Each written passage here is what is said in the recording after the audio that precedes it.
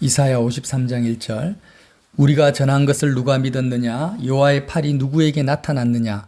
그는 주 앞에서 자라나기를 연한 순 같고 마른 땅에서 나온 뿌리 같아서 고운 모양도 없고 풍채도 없은즉 우리가 보기에 흠모할 만한 아름다운 것이 없도다.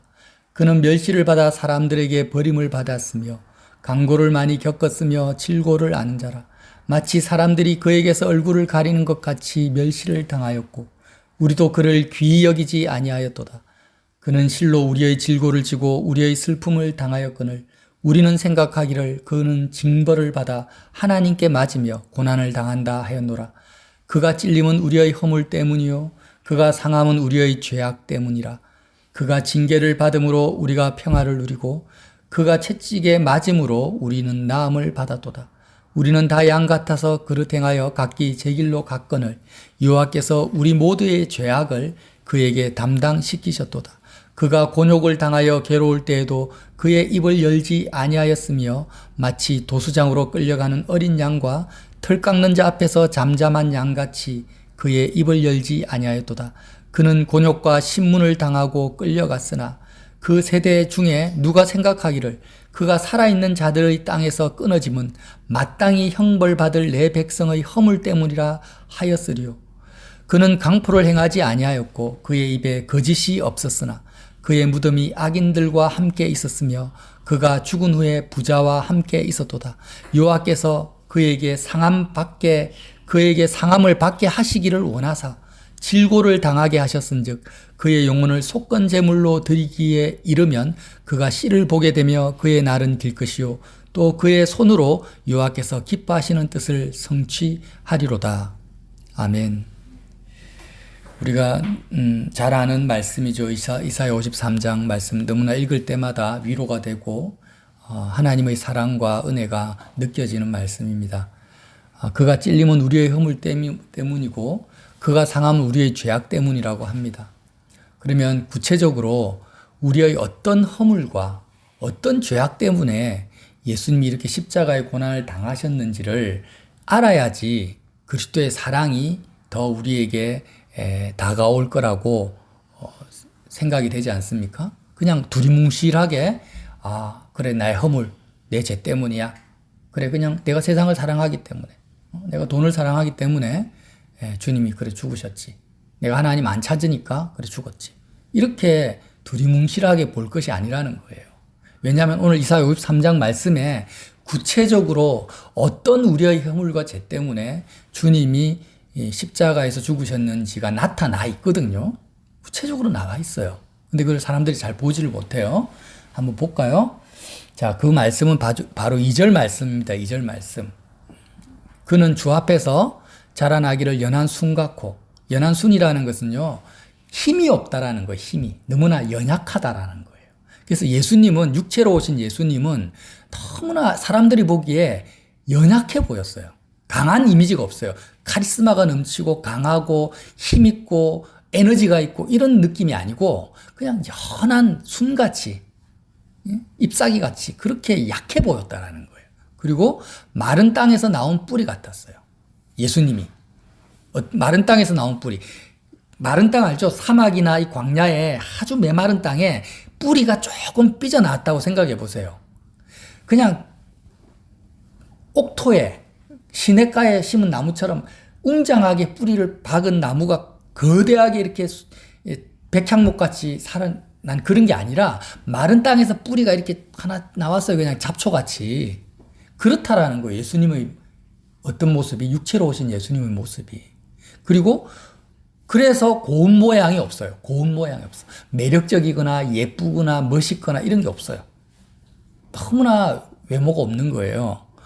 그래서 고운 모양도 없고 풍채도 없어요. 사람이 좀 그런 사람 있잖아요. 얼굴이 그렇게 잘생기진 않아도 좀 이렇게 풍채 있는 사람이 있어요. 여자들도 그렇게 예쁘진 않아도 좀 귀엽거나 분위기 있는 사람이 있는 거예요. 근데 예수님은 그것도 없는 거예요.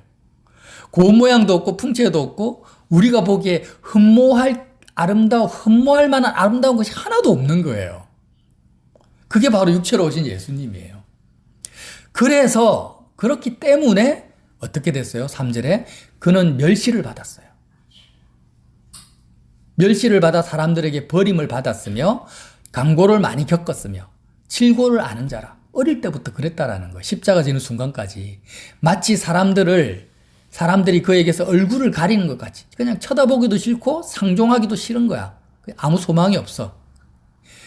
멸시를 당하였고 그를 귀히 여기지 아니하였다. 예수님을 대하는 사람들마다 예수님을 귀히 여긴 것이 아니라 멸시하고 천대하고 얼굴을 가렸다라는 것입니다. 예수님이 왜 이런 육체를 가지고 이런 모습으로 이 땅에 오셨는가? 사람들은 예수님을 십자가에 못 박아 버립니다. 만약 예수님이 연한순 같지 않고 강하고 힘있게 보였고 마른 땅에서 나온 뿌리가 아니라 매력적이고 예쁘고 모양 있고 풍채 있고 흠모할 만한 아름다운 것이 풍부했다면 사람들은 예수님을 십자가에 못 박으라고 외치지 않았을 거예요. 그래서 그런 바로 사람으로 오신 육체로 오신 예수님이 그렇게 모양도 없고 풍채도 없고 사모할 만한 것이 없었기 때문에 사람들이 십자가에 못 박았는데 그것이 바로 뭐라는 거예요? 우리의 허물과 죄라는 거예요. 그것이 사람을 보는 그러한 관점이 그것이 바로 우리의 허물과 죄라는 거예요. 예수님 십자가에 못 박은 직접적인 죄라는 것입니다. 여러분 이 말씀 이사야 53장의 말씀과 전혀 반대되는 관점으로 사람을 본 여인이 있습니다. 성경에. 누굴까요? 바로 요한복음 4장에 나타난 사마리아 여인이에요. 사마리아 여인. 자, 예수님은 이적과 기사를 일으키는 그것을 보고 사람들이 예수님을 쫓았지 예수님의 그 어떤 풍채나 인격이 아니죠. 그 모양을 보고 쫓은 건 아니에요. 사람들이. 이적과 기사를 일으키기 전까지는 예수님은 전혀 관심 밖이었습니다. 오늘 이 말씀처럼. 그런데 이적과 기사가 아니라 정말 메시아를 기다리고 있는 한 여인이 있었는데 그 사람은 사마리아 여인이었어요. 예수님은 항상 이렇게 참된 하나님이 원하시는 참된 사람을 기다리는 사람을 찾아다니고 있었는데 일부러 사마리아 성에 갑니다. 그 길을 고단한 길을 걸어서 가서 우물가에서 그 여인을 기다리고 있었던 거예요. 도대체 그 여인이 어떤 여인이었길래 어떤 여인입니까? 6 남편을 둔 여인인 거예요. 6 남편. 이 여인은요. 똑같이 우리와 같은 죄인이었기 때문에 어떤 사람을 찾았습니까? 연한순 같은 것이 아니라 풍채 있고 아름답고 매력적이고 흠모할 만한 그런 사람을 여인뿐만이 아니죠. 우리가 다 그래요. 사실 모든 사람이 그래요. 그런 사람을 찾아서 남편으로 삼았는데 본인에게 남은 것은 뭐냐? 고통과 아픔과 상처와 허무와 탄식밖에 없었던 거예요. 그래서 이 남자보다 더 풍채 있고 더 멋진 사람을 또 만났어요. 그렇게 계속 만났는데 6명을 만난 거예요. 근데 어떻습니까? 여인의 마음속에 이제 결론이 나버렸어. 이 땅에 어떤 사람도 아무리 흠모할 만하고 매력적이고 돈 많고 그런 사람도 나에게 내 마음에 생수의 강이 넘치게 할 수 있는 사람은 없구나. 그런 사람은 지구상에 존재하지 않구나. 라는 것을 깨달은 거예요. 그때부터 이 사마리아 여인은 어떤 사람을 찾기 시작했냐면 영원하신 하나님을 만나게 해줄 사람은 어디 있는가? 영원하신 하나님을 만나게 해줄 그 사람은 바로 메시아인데 그가 그리스도인데 그는 어디에 있는가를 찾고 기다렸던 거예요. 근데 그가 예수님을 만납니다. 흠모할 만한 구석이 없는 예수님인데 그가 나의 모든 과거를 알고 있고 하나님을 첫 번째로 이 여인이 예수님께 물은 질문이 뭡니까? 유대인들은 예루살렘에서 예배를 드리고 사마리아 사람들은 여기서 예배를 드린다는데 도대체 어디서 예배를 드려야 됩니까? 이 질문이었거든요. 메시아를 만난 첫 번째 질문. 그러니까 여인의 마음속에는요. 하나님을 내가 만나고 싶은데 하나님을 만나게 해줄 만한 사람은 내가 못 찾았다. 사람 자체를 내가 아무리 매력적인 사람을 만나봐도 그는 나에게 아무것도 주지 못했어. 아무 유익도 없었어. 그래서 하나님을 만나게 해줄 사람을 찾는데 당신이 메시아 같아. 그러면 어떻게 하나님을 만날 수 있느냐 이렇게 물어본 거예요. 그때 예수님이 이 산도 말고 너희가 신령과 진정으로 예배할 때가 오나니 곧 이때다. 내가 바로 너가 찾고 있는 메시아다. 내가 너의 진짜 남편이다. 하고 예수님이 여인을 만나 주신 거예요. 그때 여인의 마음속에 정말 생수의 강이 흘러서 그 어떤 사람도 주지 못하는 기쁨과 평강이 넘쳐났던 것입니다. 자, 우리는 사마리아 여인을 무시할 것이 아니라 정말 대단한 여인이라고 생각을 해야 돼요. 우리가 사마리아 여인과 같은 마음을 가져야 됩니다. 그렇지 않으면 우리는 여전히 예수님을 십자가에 우리의 죄와 허물로 못 박는 그 인생의 죄악에서 벗어날 수가 없다라는 거예요. 여러분, 예수님이 우리가 전에 앞에 나눴죠? 사람에 대해서 예수님이 뭐라고 합니까? 나를 떠나서는 너희가 아무것도 할 수 없다. 이 말이 무슨 말이에요? 어떤 사람도 사람이 사람에게 유익을 줄 수 있는 사람은 없다라는 거예요.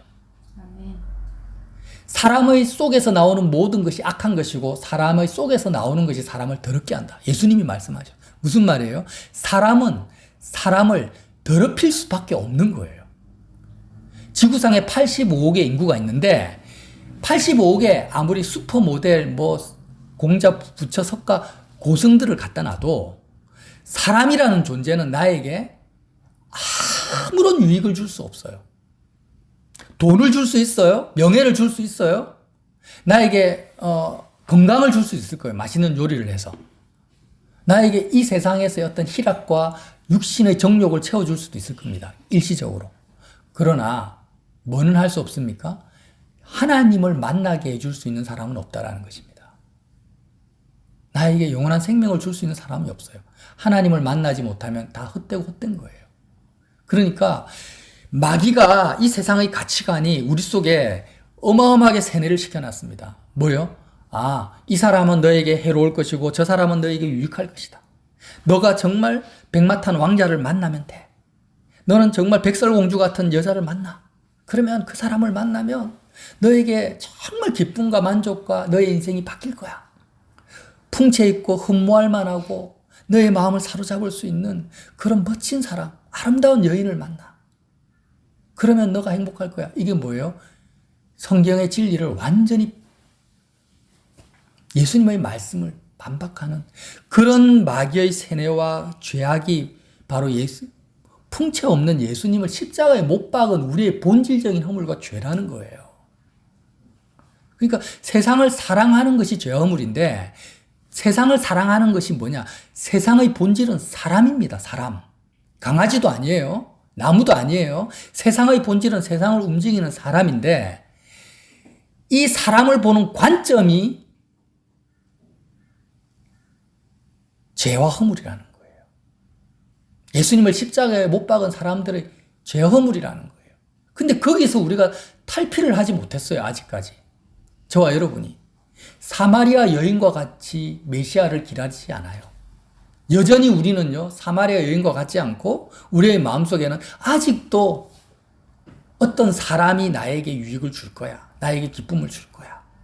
아직도 어떤 사람이 나를 더 나은 삶으로 인도할 거라고 믿는 거예요. 그러니까 육신으로 오신, 사람으로 오신 예수님이 기다려지지도 않고 사모가 되지도 않고 그 주님과 하나가 되지도 않는 거예요. 그게 본질적인 죄 허물이에요. 다시 한번 말합니다. 우리의 마음이 세상에 접촉되어지는 것이 뭐라고 했습니까? 죄와 허물에 찌든 상태라고요. 그러니까 저와 여러분의 마음은 예수님 전용입니다. 우리의 마음은 예수님 거예요. 하나님 거예요. 그게 성소와 지성소의 증거잖아요. 그러니까 저와 여러분의 마음은요, 어떤 세상도 우리의 마음에 접촉이 되면 안 돼요. 뭐라고 했습니까? 어린아이가 뜨거운 난로에 손을 대면은 뜨거 하면서 바로 손을 떼는 것처럼 우리 마음이 세상에 이렇게 접촉이 되면은 바로 죽을 것 같은 고통을 느껴서 바로 손을 떼야 되는데 어떻게 하냐면요, 너무 좋아가지고 너무 기뻐서 끌어안고 삽니다. 그냥. 여러분, 장동건이라든지 장동건 늙어서 이제 별로 안 예쁘죠? 안 멋있죠? 지금 제일 잘 나가는 연예인들이 왔어. 그럼 사람들이 어떻게 합니까? 너무 좋아가지고 끌어안아. 너무 매력적이니까. 그냥 옷을 붙잡고 막 그렇게 하잖아요. 사인 받으려고. 그게 뭐예요? 죄 허물이라는 거예요. 그 우리 연애 프로 보면은 남녀의 로먼스가 다 그렇잖아요. 정말 나에게 기쁨과 만족을 줄 만한 사람이 어디 있는가? 눈을 벌겋게 뜨고 찾습니다. 그게 뭐예요? 바로 그게 죄와 허물이라는 거예요. 육체로 오신 예수님을 십자가에 못 박는 거예요. 그래서 우리는요, 아직도 사마리아 여인과 같은 단계가 아니에요. 대부분이, 거의 절대적인 대부분이. 예수님이 왜 그 많고 많은, 이 동네에도 얼마나 많은 여자가 있었겠어요. 그 많고 많은 여자 중에서 일부러 사마리아 여인 가서 수가 쓴 그 한 우물가에서 이 여인 한 명 만나려고. 제자들은 다 동네에 먹을 거 찾으러 갔는데 이 여인 한 명 만나려고 예수님이 이 여인을 기다렸겠습니까? 이 여인이야말로 정말 예수님을 영접할 수 있는 준비가 된 여자이기 때문인 거예요. 그러니까 아직도 예를 들어서 예인이가 멋진 아이돌 남자를 그냥 유튜브 보면서 정말 멋있다, 좋다, 이런 남자 만나고 싶다, 이런 남자하고 비슷한 조금이라도 비슷한 남자하고 좀 데이트해보고 싶다, 이런 마음을 가지고 있잖아요. 그러면요, 그게 마음이 어떻게 됐어요? 그게 딱 접촉이 돼 있잖아요. 그게 뭐냐? 죄와 허물에, 죄와 저주에 찌든 상태라는 거, 그게. 그게 죄와 저주에 찌든 상태예요. 그거를 사람들이 몰라요. 우리도 인식을 못 해요. 그러니까 실제로 안 만나도, 예인이가 그런 사람을 안 만나도 그렇게 만나고 싶은 마음을 내가 가지고 있잖아요. 그게 죄와 저주에 찌든 상태고, 왜 그게 죄와 저주에 찌든 상태냐? 풍채도 없고 외모도 없지만 하나님을 만나게 해주시는 예수님의 존재감을 내가 벌써 십자가에 못 박아버렸기 때문이에요. 사람의 존재감이 마음이 접촉되어서 내 마음속에 들어오면 예수님의 존재감이, 오늘 특별히 이사야 53장에 나타난 이 그리스도의 존재감이 사라져버립니다. 소멸돼버려요. 그래서 우리는 하나님을 만날 수가 없어요. 우리가 이걸 알지를 못한 거예요. 민수기 25장에 나오죠. 마음이 접촉되는 것을 하나님이 얼마나 싫어하시냐. 비느하스가 이스라엘 남자와 모압 여자가 동침하는 그 현장에 텐트에 들어가서 창으로 여자와 남자를 꿰뚫어 버립니다. 이것을 보고 하나님 뭐라 합니까? 여호와의 질투에 네가 참여했으니 여호와의 진노를 거두겠다, 이렇게 말씀을 하세요. 이게 바로 십자가의 창이거든요. 예수님이 이 일을 우리에게 하라고 십자가를 친 거거든요. 자, 시므리라는 시므온 가문의 지도자가 있었어요. 근데 미디안 백성의 가문의 수령의 딸이 고스비라는 여자가 있었습니다. 근데 왜 이 시므리가 미디안 족장의 딸을 자기 장막으로 데려왔을까요? 이게 왜 그랬을까요? 그걸 모든 이스라엘 백성이 보거든요. 왜 그랬냐면 마치 이런 것 같아요. 동창회가 열렸어. 한 십몇 년 전에 초등학교, 중학교 동창회 갔는데 이제 다 결혼을 했단 말이에요. 했는데 어떤 남자가 정말 재벌 딸하고 결혼을 해요. 너무 예쁘고 그런 멋진 재벌의 딸하고 자기가 와이프가 재벌 딸이야. 그래서 딱 결혼을 해가지고 벤츠나 BMW 고급 승용차를 타고 동창회에 싹 가는 거예요. 가서 뭐 하라고? 왜 가요? 보여주려고. 야, 봐라. 내 와이프가 이렇게 돈 많고 예쁘고 멋져 하고 자랑하고 싶었던 거예요. 그래서 시므리가 미디안 족장의 딸이잖아요. 거기서 제일 잘 나간단 말이에요. 제일 예뻐. 딱 자기 장막으로 보란 듯이 팔짱 끼고 쫙 데리고 온 거예요. 그것을 보고 사람들이 다 부러워한 거예요. 와, 저렇게 풍채와 외모가 좋고 매력적인 남녀가 저렇게 행복하게 살게 됐네? 와, 부럽다. 이것을 하나님이 어떻게 하셨다고요? 분노하신 거예요. 이게 뭐예요? 죄와 허물인 거예요. 저와 여러분의 마음이 세상에 접촉이 되어가지고 사람의 존재감이 하나님의 존재감을 삭제시켜버려요. 이 첫 번째 사건이 뭐냐면 바벨탑 사건이에요. 바벨탑. 사람들끼리 모여가지고요, 그냥 서로 좋다고 하나가 돼버려요. 하나님이 내려오셔가지고 진노하잖아요. 예수님이 왜 오셨는가? 마음이 시므리와 고스비가 이렇게 서로의 존재감에 잠식되어가지고 하나된 이 상태. 우리의 마음이 세상에 접촉이 되고 사람의 존재감에 접촉이 되어가지고 우리의 마음이 더러워진 상태. 사람이 사람을 더럽게 한다 했잖아요. 그게 더러워진 상태예요. 그 상태를 십자가에 못 박아버리는 거예요. 그게 뭐예요? 자기를 미워하는 거예요. 예수님 뭐라고 하십니까? 자기를 부인하고 자기 십자가를 지고 나를 따르랬잖아요. 이제 말씀을 제가 정리할게요. 예수님을 사랑하는 것과 자기를 미워하는 것은 같은 겁니다. 제가 이것을 정말 나중에 제가 알게 된 거예요. 입으로는 계속 예수님 사랑합니다. 예수님이 최고예요. 이렇게 계속 말을 하죠. 근데 자기를, 세상을 사랑하는 나를 미워하지 않으면서 예수님을 사랑한다라는 것은 다 거짓말이에요. 아멘. 지금 시므리와 고스비, 시므리라는 이 시므온 가문의 지도자는요, 하나님을 사랑한다고 떠들고 다닌 사람이에요. 지도자니까, 본인이. 근데 몰라요. 자기를 미워하지 않아요. 디모데후서 3장에 말세에는, 너희는 이것을 알라. 말세에는 고통하는 때가 이르니 사람들이, 말세의 첫 번째 고통이 뭐냐? 사람들이 자기를 사랑하며 돈을 사랑하며 자랑하며 교만하며 이렇게 말씀을 하세요. 그러니까 마지막 때에 사람들이 예수님을 십자가에 못 박아 버릴 수밖에 없는 사람들이 가장 큰 죄악이 뭐냐? 자기를 사랑하는 거예요. 자기를 어떻게 사랑합니까? 이사야 53장 2절 말씀과 반대로 나는 지금 강해지고 싶어. 정말 사람들이 흠모할 만한 그런 사람이 되고 싶은 거예요. 내가. 예수님의 모양과는 반대로 나는 사람들이 나에게 존경을 받고 싶고 사람들이 나를 사모해 줬으면 좋겠고 나를 사랑해 줬으면 좋겠고 사람들이 나를 흠모해 줬으면 좋겠어요. 그런 나를 추구하는 것이 뭐예요? 자기를 사랑하는 거예요. 그리고 그런 사람을 좋아하는 것이 자기를 사랑하는 거예요. 이해가 되세요? 그러니까 연예인들을 좋아하는 그런 사람들은 다 자기를 사랑하는 거예요. 예수님을 배척하는 거예요. 세상과 마음이 접촉된 거고 죄와 허물에 찌든 거예요. 그러니까 우리의 육신을 가지고 우리는 본질적으로 계속해서 자기를 사랑하죠. 또 그런 사람을 사랑해요. 자, 그런데 예수님이 뭐라고 하십니까? 자기를 미워하라는 거예요. 어떻게 미워해요? 비느하스가 그렇게 창을 가지고 하나님의 질투로 찔러 죽이고 싶은 거냐. 세상을 사랑하는 나를, 사람의 존재감에 잠식된 나를 그냥 창으로 꿰뚫어가지고 죽여버리고 싶은 거예요, 그냥. 밉다, 안 돼. 이게 아니에요. 정말 즉사시켜버리고 싶은 거예요. 십자가에 못 박아서. 그렇게 나를 미워하는 거예요. 그렇게 나를 미워하지 않으면 풍채도 없고 외모도 없는 예수님을 사랑할 수 있는 길은 없어요. 예인아, 이해가 돼? 예니만 타켓으로 하는 거 아니야? 네가 멋진 연예인들을 보면서 와, 정말 좋다 하고 마음이 이미 그의 존재감에 잠식이 됐잖아.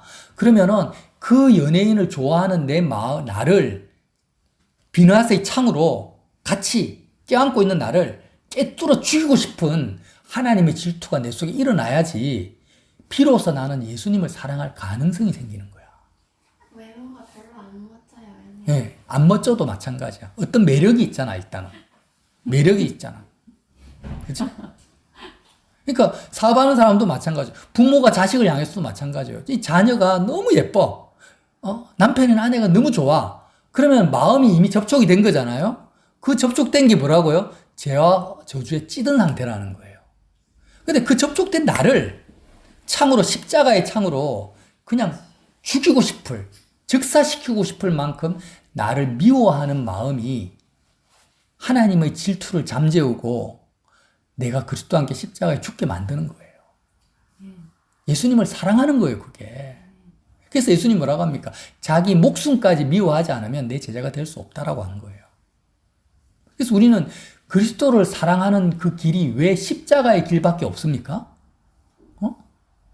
성경은 왜 십자가의 길 외에는 예수님을 사랑할 길이 없다고 말을 할까요? 이 이유 때문에. 십자가에서 나를 미워하지 않으면 예수님을 사랑할 수가 없기 때문이에요. 자, 말씀을 마치겠습니다. 우리가 너무나 우리 마음속에 마귀가 세뇌를 시켜놨기 때문에 계속해서 사람을 볼 때마다 관점을 바꿔야 돼요. 어떤 사람도 나에게 유익이 안 된다. 이 사마리아 여인처럼 어떤 사람도 나에게 선한 것을 줄 수 없다. 사람은 나를 더럽힐 뿐이야. 유일하게 나에게 유익이 되고 선한 것을 줄 수 있는 사람은 누구밖에 없어요? 예수님밖에 없는 거예요.